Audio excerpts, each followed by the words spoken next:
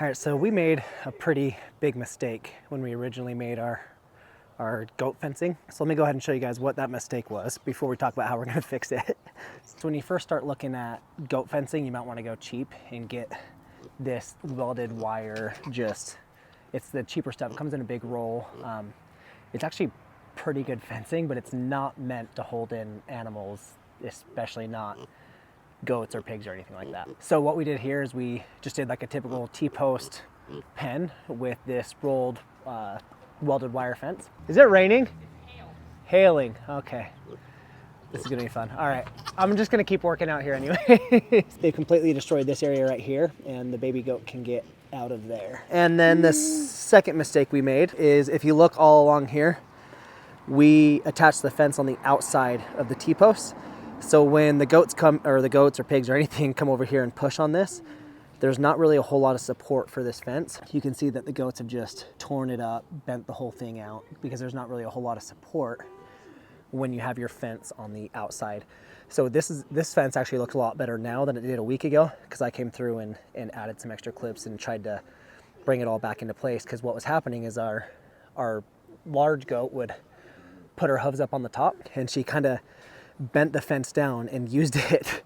She would use this little piece right here that's sticking out as like a trampoline, and to jump off of that and up and over the fence. All right, so now let's talk about how I'm actually gonna fix this issue, or at least my idea of fixing this issue. So we're going with like cattle panel type fencing, but instead of having like the big open like 4-inch squares on it, this fencing is graduated. So it starts out with just these little holes here on the bottom. So our little goat kid won't be able to get through that.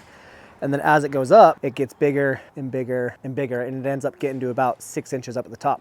But nothing's gonna be squeezing out through the bottom here. These come in 16-foot panels, and we got a whole bunch of T-posts. And let me show you how we're gonna be using these T-posts and kind of what we got going on over here, because we're not only fixing the goat pen, we're actually building a whole nother pen for the pigs. All right, so if you can see behind me, we have a pretty cool little area of our yard where we just have tons and tons of trees. And right now we have this big old playground for kids, and we're actually gonna tear that down today and run a fence pretty much straight through it. And I'll kind of show you where this hog fence is gonna be. The goat fencing right there, which we're not gonna move any of those T-posts.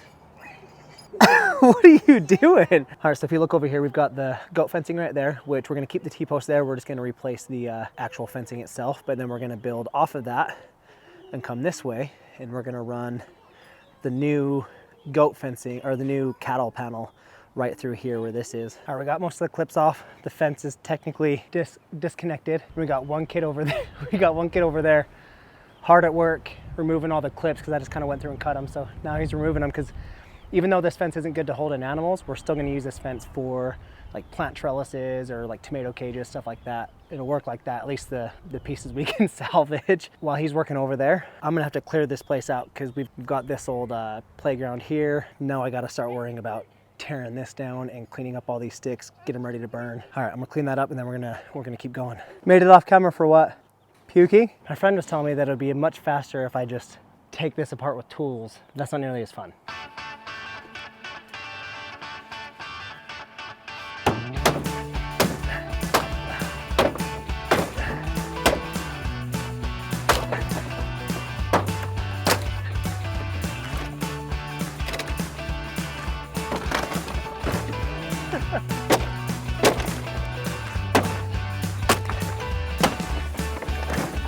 See how much easier that was?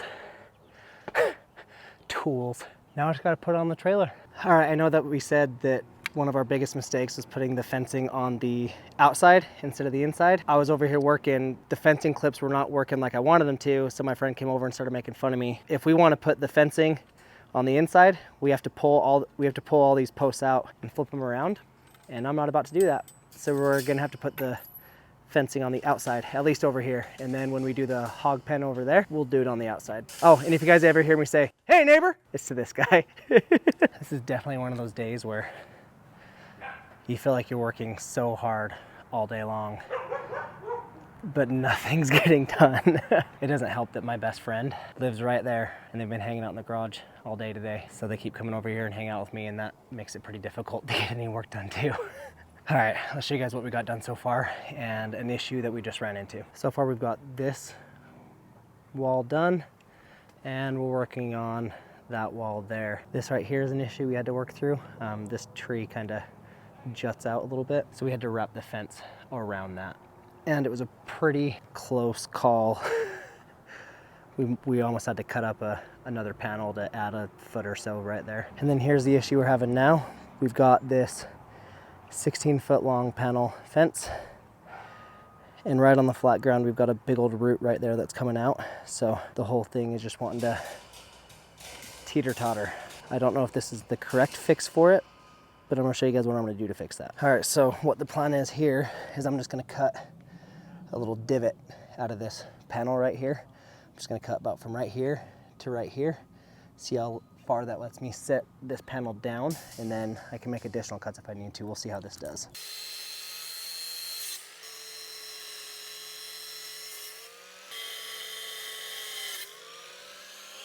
You know what? I think it did. It's gonna work just fine. Here, I'll show you. So we cut out the divot right there, and that set the rest of this right along the ground. I'll have to move those sticks and all, but put the rest of this right along the ground. And then this fence, I'm gonna tie it in right here, and that's on the ground too. We're good to go. It's very tedious and slow moving, but I'm trying to get it done today, and the sun's going down. All right, I'm pretty much at a place now where if I don't get some help, this isn't getting done today. So remember how I talked about how my best friend lives across the street, and it's annoying because all my friends are just hanging out over there and I have to do this? The good part about that is, you ready for this? Hey there, neighbor. Hey there, neighbor. Can I get some help over here, bud? Yeah, give me a second, neighbor. See, that's all I gotta do. Now he's gonna come over here and help me.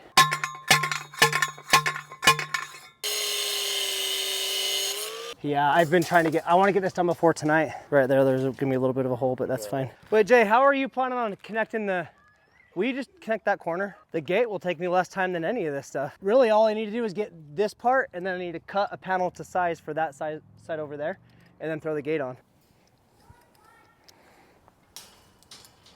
This is just like an old yard gate, and we had a goat put his head through there, so we had to just end up putting a piece of plywood there. And let me show you guys how we get the hinges set up, because it's gonna be the fanciest setup you ever seen. All right, literally, all we're gonna do here, make a couple hinges out of chain, and we keep these locked so our kids can't pull the gate off, because they will definitely do that. A hinge up here and a hinge there, and I actually have another one right here. Holy cow, I got part of this done today. All I've got to do to open this is just open that like a normal gate. Yeah, it's not perfect, but guess what? It opens and closes. It's kind of wobbly, but animals can't get out of it. That's what we're working with. As you can see here, this panel completely went off the side of this pen. But what we're doing here is tomorrow we're gonna drive some more T-posts to widen this and make the pig pen on this side. So we'll have the pig pen, we'll have the goat pen. They'll be separated, but right next to each other so they can hang out. And I am beyond exhausted. Tomorrow, pigs will have that area in there. They're gonna love it. So I'll pick this back up tomorrow. I didn't realize how big of a toll working a desk job has done on my body, because after working on the fence all day yesterday, I felt like I got hit by a truck this morning. So it's like noon. Now we're gonna get this fence finished. And I will say that yesterday, my wife yelled at me for not wearing safety glasses when I was doing something. And so she's been making sure I've been wearing them. And sure enough, just a minute ago, I was grinding part of this fence, and the grinder blade chipped off and hit me right in the safety glasses, and it was right on top of my eye. So I was pretty happy to be wearing safety glasses. So just a quick safety tip there: wear your safety glasses if you're doing anything that requires them. All right, so here's another little tip. This is an old compost pile that hasn't been taken care of. For a while, it was way too nitrogen heavy. It had a ton of chicken manure, but that was pretty much about it. And I had it over here, and every time it would rain, it would just stink, and it wasn't that good. So then I took a bunch of these leaves, these mulched up leaves, went over them with the lawnmower and put them back here, and it definitely helped, but I wasn't able to mix it up enough. So now what I'm doing is shoveling all this into the pig pen, and what the pigs will do is spread all this out. They'll eat anything in there that they can. I'll add more carbon and stuff on top of that. They'll be my little aerators for my pile. So pretty much the entire pig pen is gonna be a compost pile. We're gonna do really deep bedding. We're gonna end up with about 18 inches of wood chips in there with them, and then they'll sit there and root around in those. And even though Kuni pigs aren't known for rooting, they still root. use your pig pens as a kind of a compost bin, and instead of having to go out there and turn it or aerate it, the pigs will actually do all that for you. And then once a year or so, you just come in, you shovel out the top, 6 inches to a foot of compost that's down in the bottom of their pen, and then you re-top it off with new bedding. If you go to, I think it's chipdrop.com, you can, depending on your area, you can sign up to have wood chips from like tree service companies, and they'll drop the chips off at your house. And a lot of times it's either free, or sometimes if you offer a tip, they'll get to you faster. A really good way to get some really nutritious compost. I'm getting so close to being done. As you can see for this pen over here, well, there we go. As you can see for this pen over here, we ended up switching it to having the panels on the inside like I wanted to do originally. And that way it'll just be a little bit more stable when, like, if the animals are pushing up against everything over here. Hey neighbor! Hey, neighbor. Everything's looking good. I got the compost laid out in here. I'm gonna bring some straw in to give it some more carbon. All right, I've also been using this tool right here to get these fencing clips on. And I can't tell you how much this little thing has helped. And it honestly took me like one whole side of fencing to really figure out how to use this.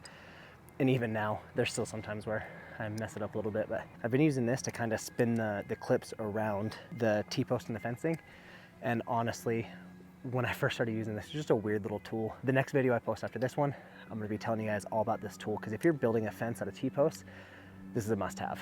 It's been a lifesaver and made this whole process a lot faster. I'm not in a huge hurry today, just kind of hanging out and relaxing. The pigs and the goats have just been roaming the whole property today, but the whole thing's fenced in.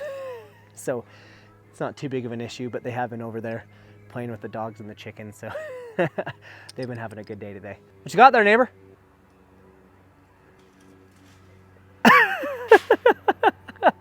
If you're still watching this, will you give me a hey neighbor down in the comments? That'd be great. Last cuts of the whole pen, both pens.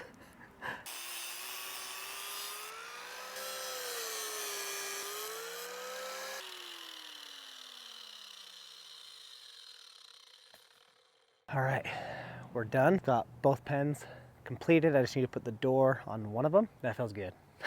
All right, get a look at what everything looks like here. I will say that I messed up on that side. It is way too wavy, but I don't even care. Pigs are gonna love this area. Goats will be definitely happy over here.